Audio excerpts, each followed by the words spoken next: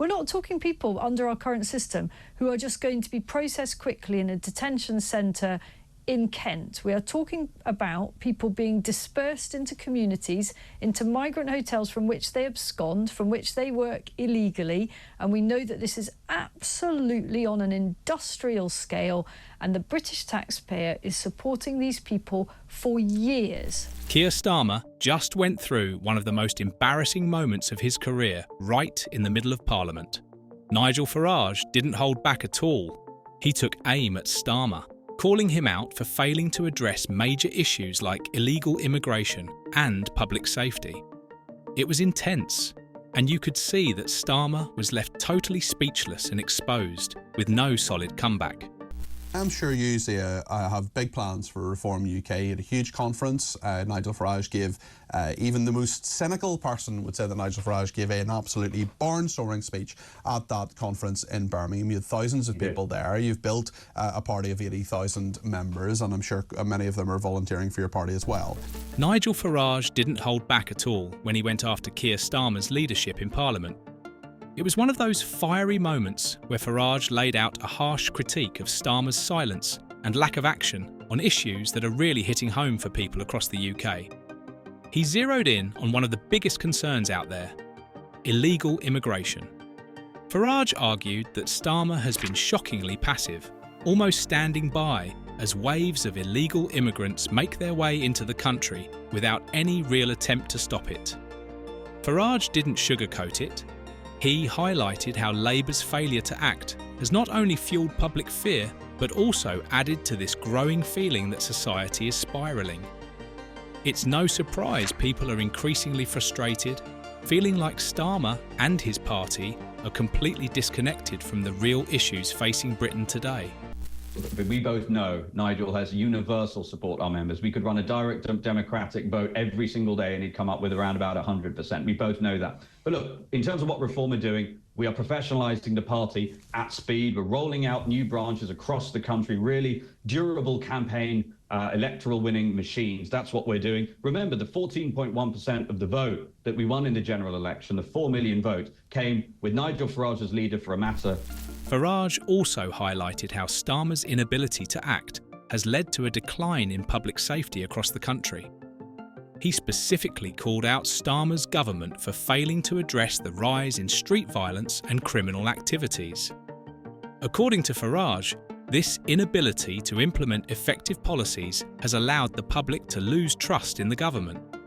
Farage believes Starmer's leadership is failing to keep people safe, leaving a dangerous void in the country's security structure. Farage's frustration was palpable, especially when he spoke about how the UK's border control policies have been ineffective, allowing organised smuggling rings to thrive while Starmer turns a blind eye.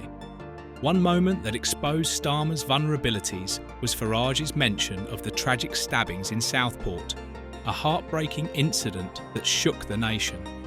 Farage made it clear that he believes Starmer's response to the tragedy was woefully inadequate. Instead of stepping up and offering a clear plan to prevent such events in the future, Starmer, according to Farage, did what he does best: delivered empty promises with no concrete action. The public was looking for leadership, and Farage argued that Starmer simply wasn't up to the task. Farage suggested that Starmer's lacklustre response to these urgent issues is one of the biggest reasons why people are losing faith in him as a leader. To Farage, it's not just about what Starmer says, it's about his failure to act when it matters most. And in Farage's eyes, Starmer's silence on critical issues like immigration and public safety is unforgivable. Those poor kids were killed and all those people injured at a Taylor Swift dance class. I mean, it's so... beggars belief. It's just so devastating, the entire story. Now, what happened last night, you know, let's not focus on that. The tragic events that unfolded in Southport shocked the entire nation. On what should have been a normal day, a horrific knife attack claimed the lives of 3 innocent young girls, leaving a community devastated. The attacker, Axel Ruder-Cabana, brutally murdered the girls in broad daylight, turning what started as a normal day into one of horror and unimaginable grief. The incident occurred during a Taylor Swift-themed dance class, of all places, a space meant to bring joy, not violence. The nation was left reeling, and the tragedy quickly became a flashpoint for concerns about public safety and the government's failure to adequately protect its citizens. As you'd imagine. To be fair to the government, it does put out the figures very efficiently. And there was a sort of strange 4-day period where nobody came across. Anyway, here we go. Saturday, 370. Sunday, 255. Monday, 255. After the heartbreaking tragedy in Southport, Keir Starmer and the government found themselves under serious fire for not doing enough to prevent such brutal crimes. In a time when people were looking to Starmer for real leadership and comfort, his response fell flat, coming off as cold and detached. During his address, instead of speaking from the heart, he leaned heavily on a scripted speech, glancing down at his notes almost every few seconds. It was painfully obvious to many that he wasn't connecting with the raw emotion of the moment, leaving people who were grieving or calling for change feeling disappointed and even a bit betrayed. His words sounded hollow, and people couldn't help but wonder if he truly grasped the weight of what had happened. Nigel Farage didn't hold back on his criticism of Starmer's response either. In his speech, he tore into Starmer, accusing him of completely missing the mark when it came to addressing public fears around safety. Farage argued that this tragedy was a stark consequence of Labour's weak stance on crime, with policies that just haven't tackled the root causes effectively. While Starmer often talks about bringing peace and stability back to the nation, Farage pointed out that his actions don't seem to match his promises. For many, Farage's words hit home, shining a light on the frustrations people feel toward a government that's talking the talk, but struggling to walk the walk. Now, is it? But I wonder, can Labour stop this? Because, you see, I don't think we can unless we get back to where we were under the last Labour government. Nigel Farage wasted no time ripping into Keir Starmer's handling of immigration, and one of the biggest targets of his critique was Starmer's decision to scrap the Rwanda deportation scheme. The scheme, introduced by the Conservatives, was designed to deter illegal immigration by relocating those who entered the UK through dangerous and unlawful means to Rwanda, where their asylum claims would be processed. Starmer's Labour government, however, decided to abandon the plan, and according to Farage, that was a colossal mistake. Farage saw this move as a signal to smugglers and illegal migrants that the UK had no solid deterrent in place anymore, leading to a surge in illegal entries across the English Channel. What made things worse was the lack of a clear alternative to the Rwanda scheme. Starmer's government ended the Conservative policy without putting anything substantial in its place, leaving the country vulnerable to rising illegal immigration. This backfired almost immediately, as numbers of illegal crossings shot up, further fueling public frustration. Farage wasn't shy about pointing this out, emphasising that Starmer's decision to scrap the scheme had left the UK without a plan to deal with the growing immigration crisis. Farage was particularly vocal about how this decision reflected Starmer's broader failure to manage one of the most pressing issues the country faces. But Nigel, this is day 53 of this Labour government. Yes. It took the Tories 14 years to triple net migration. It is going to take time to bring it down. But part of the way we tackle it is much stronger cooperation with our partners in the European Union. It's getting returns agreements with the European Union. It's intelligence sharing and police cooperation to go at the gangs at source. But all of that is going to take time. Farage also raised the alarm on national security, arguing that the influx of undocumented migrants posed a serious risk. He pointed out that many of these individuals arrive with little to no vetting, raising concerns about who is entering the country. Farage went so far as to accuse the French Navy of escorting illegal immigrants across the Channel, handing them off to the UK's border force, which further exposed the weak control Britain had over its borders. Farage framed this as not only a policy failure, but also a looming national security disaster. His claims about the alleged handoff between the French Navy and UK authorities underscored his belief that Starmer's leadership is dangerously ineffective, leaving the country open to potential threats. For Farage, Starmer's misstep on immigration isn't just a political blunder, it's a failure that endangers the entire nation. His parents and family, of course, continue to experience deep grief and distress. A year ago, Sergeant Martin Blake was charged with murder, and on Monday, the jury returned their verdict, and Sergeant Blake was acquitted. Keir Starmer has faced heavy criticism for his immigration policies, and Home Secretary Yvette Cooper has also found herself in the hot seat. Cooper has been at the forefront of Labour's efforts to manage the immigration crisis, but her approach has been met with widespread scepticism. One of her key proposals was the ambitious plan to deport 14,000 illegal immigrants within 6 months. On paper, this might have sounded like a bold, decisive move, but Farage was quick to tear it apart. He described the plan as dumb and unrealistic, pointing out that Labour had no concrete strategy to achieve such a lofty goal.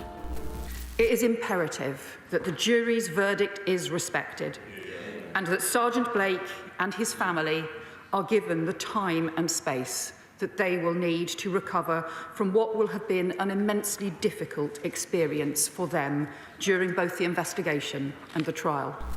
Farage wasn't the only one raising doubts about Cooper's proposal. Plenty of experts have pointed out that deporting so many people in such a short time frame would be a massive logistical nightmare, not to mention the legal obstacles involved. It's not as simple as just putting people on planes. Each deportation has to go through a legal process, making Cooper's timeline look nearly impossible. Farage argued that this plan was just a way to quiet critics who are increasingly frustrated with Labour's inability to tackle illegal immigration. In his eyes, it was more about political posturing than actually solving the underlying issues in Labour's approach to immigration. What made Farage's critique even sharper was the fact that Cooper has been a loud critic of the Conservative government's handling of immigration in the past.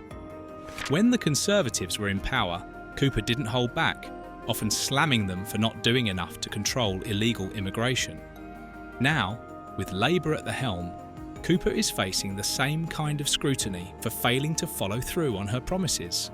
Farage seized on this, pointing out the hypocrisy between Cooper's past criticisms and her current performance. For years, Farage has been warning about the national security risks tied to unchecked immigration, and recent developments have only made his concerns seem more urgent. He believes that the growing number of illegal immigrants in the UK poses a real security threat, something that he feels Keir Starmer and his government are ignoring. Farage has been vocal about the danger of potential terrorist infiltration, especially with groups like ISIS having used migration routes in the past to smuggle operatives into Europe. By allowing undocumented individuals to enter without thorough vetting, he argues, the government is putting British citizens at serious risk. 14.1% of the vote that we won in the general election, the 4 million vote, came with Nigel Farage as leader for a matter of weeks. It came with virtually no ground campaign at all, other than in 4 of the 5 seats that we won. Back in 2015, ISIS boldly claimed they'd use the Mediterranean to slip their operatives into Europe, and Farage has kept that warning front and centre ever since. He argues that the UK government never took the threat seriously, and now the consequences are unfolding. Farage's term, invasion, to describe the ongoing waves of illegal migrants crossing the Channel was initially controversial, with critics accusing him of fear-mongering. But as the numbers keep climbing and no real strategy emerges to curb the flow, people are beginning to see it differently. What once sounded like alarmist talk is now looking more like a warning the UK may have dangerously overlooked. Farage firmly believes the country needs a tougher stance on immigration to safeguard national security. To him, the unchecked influx of people creates prime conditions for terrorists to slip through unnoticed. He sees the government's approach as negligent, particularly condemning Keir Starmer, whom he views as weak and indecisive on immigration. According to Farage, Starmer's administration has no solid plan to address the security risks associated with illegal immigration, leaving the UK exposed to criminal threats and possible terrorist infiltration. Farage's call for stricter border controls isn't just about ideology. In his eyes, it's about shielding the country from immediate danger.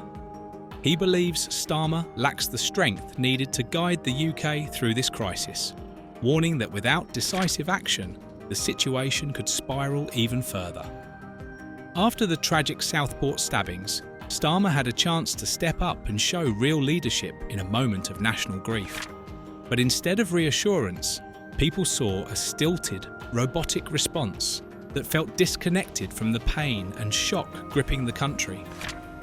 During his 9-minute speech, Starmer frequently looked down at his notes, almost as if he was lost for words. For many, his performance lacked the authenticity and empathy they desperately wanted in a leader, leaving people even more frustrated and disappointed.